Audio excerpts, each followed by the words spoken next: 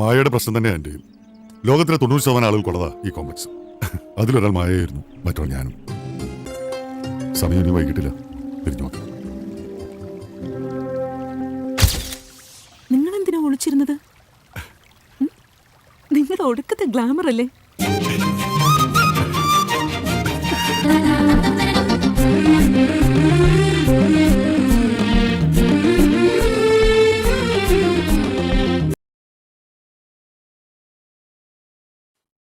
കാലങ്ങൾക്ക് ശേഷം തിരുവനന്തപുരത്തെ ആ ശാന്തമായ വീടിന് ഒരുപാട് കഥകളുണ്ട് പറയാൻ.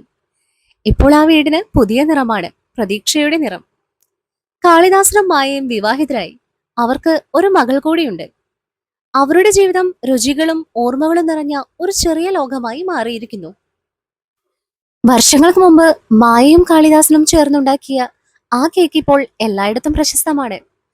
നഗരത്തിലെ പല ബേക്കറികളിലും അതിന്റെ സ്വാദ് എത്തിച്ചേരുന്നു. മായ തന്റെ ഡബ്ബിംഗ് ജീവിതവും മുന്നോട്ട് കൊണ്ടുപോകുന്നുണ്ട്.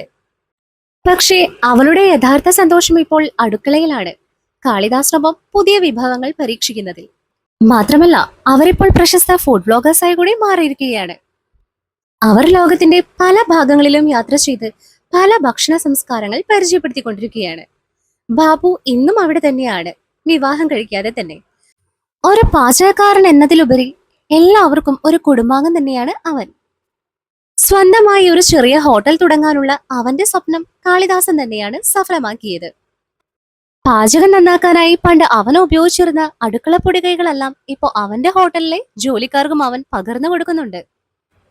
തട്ടിൽക്കൊട്ടി ദോശ ആ ഹോട്ടലിന്റെ പ്രധാന ആകർഷണമായി മാറി.